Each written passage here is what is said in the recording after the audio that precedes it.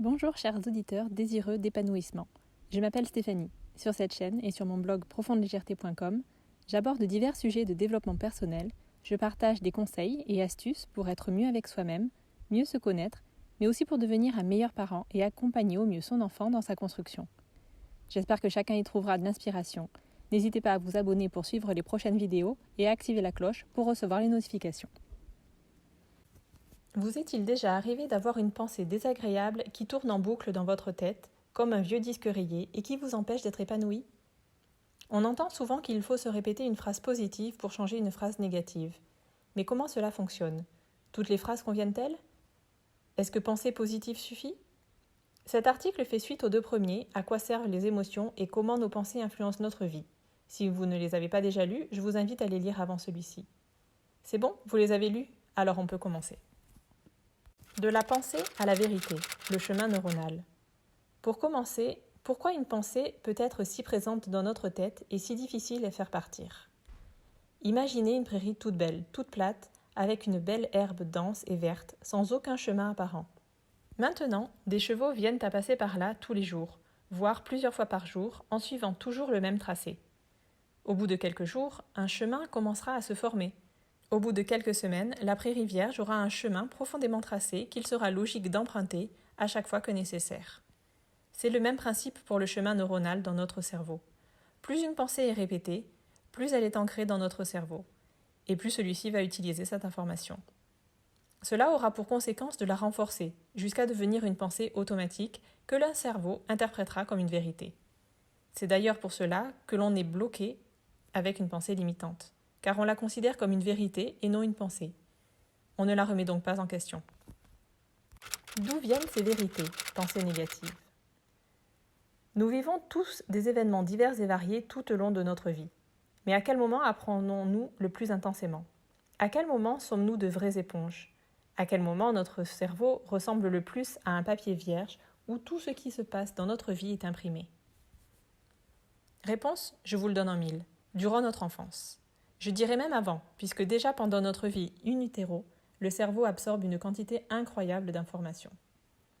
Alors, quelle phrase avez-vous entendue lorsque vous étiez enfant, que ce soit de la part de vos parents, frères, sœurs, grands-parents, amis ? Si ces phrases étaient des paroles agréables, motivantes et bienveillantes, tant mieux.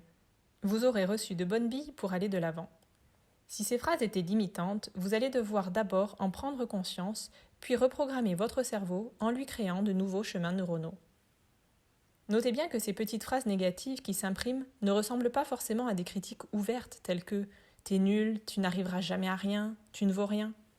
Certaines phrases qui de prime abord sont inoffensives peuvent aussi générer une pensée qui nous dessert. « Tu n'y arriveras pas comme ça, laisse-moi faire » peuvent générer des pensées telles que « je ne peux pas faire les choses par moi-même, je ne suis pas assez fort ». Toutes nos pensées bien ancrées ne viennent pas forcément de notre enfance, mais pour une grande partie c'est le cas. Elles sont un mix de nos expériences passées, notre éducation, nos croyances, nos besoins et nos valeurs. Sans entrer dans un stress dès qu'on s'adresse à son enfant, il est tout de même important de se demander si les phrases et mots qu'on utilise sont générateurs de pensées créatrices ou limitantes. Pourquoi changer une pensée limitante ? Une pensée en soi ne semble pas très dangereuse, ce n'est qu'une pensée. Et pourtant, comme nous l'avons déjà vu, c'est cette pensée qui est à l'origine de nos émotions, de nos actions, et donc des résultats que nous obtenons.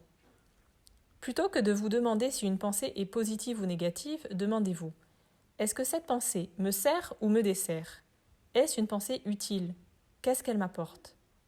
Par exemple, la pensée « je suis très cultivé » pourrait vous pousser à vous dépasser afin d'apprendre encore plus de choses. Ou elle pourrait vous pousser à dénigrer les autres, ne pas les écouter et être fermé à apprendre de nouvelles choses. À chacun de voir les impacts de ses pensées. Parfois, une pensée aura pour effet de ne pas vous faire agir. Votre résultat sera alors de la stagnation et vous aurez l'impression de ne pas avancer dans votre vie. Par exemple, « je n'y arriverai pas, je ne suis pas assez fort » ne risque pas vraiment de vous faire avancer. Dans tous les cas, une pensée qui vous dessert vous prive de quelque chose. Observez donc l'émotion que cette pensée génère, les actions qu'elle vous pousse à faire ou ne pas faire, et les résultats que vous obtenez.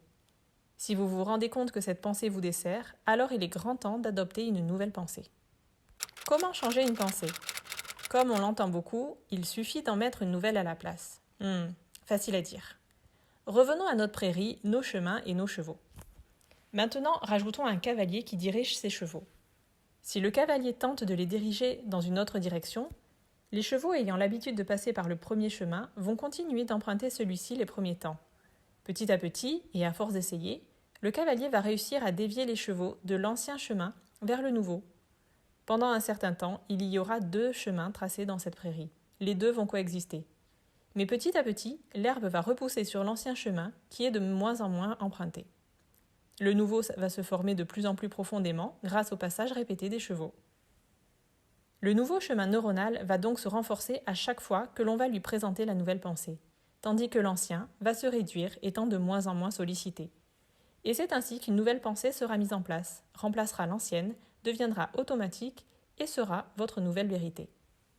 Mais vous allez me dire, va te convaincre que tu es un as lorsque pendant des années, tu t'es auto-persuadé d'être nul.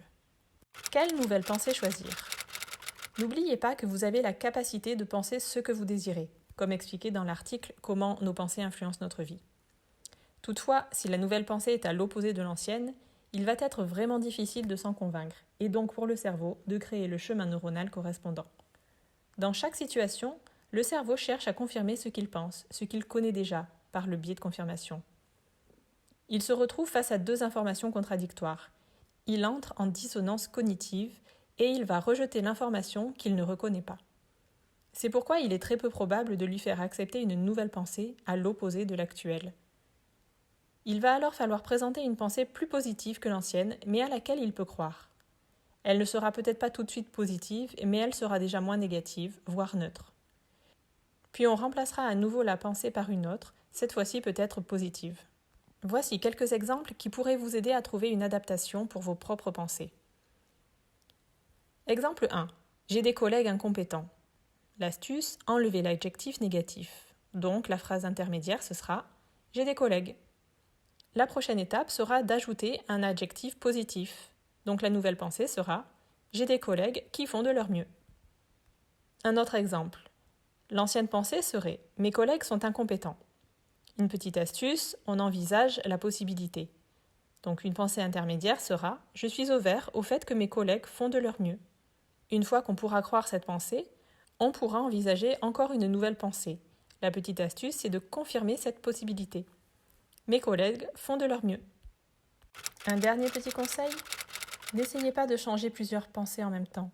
Mieux vaut se concentrer sur une pour commencer, puis passer à la suivante une fois la première recyclée. Avancez pas à pas pour mieux avancer. Et vous, quelles sont les pensées qui vous posent problème ? Avez-vous pu les identifier ? Est-ce que votre cavalier arrive à dévier vos chevaux ? Merci pour votre écoute. Je vous souhaite une très belle journée et à bientôt dans un prochain podcast.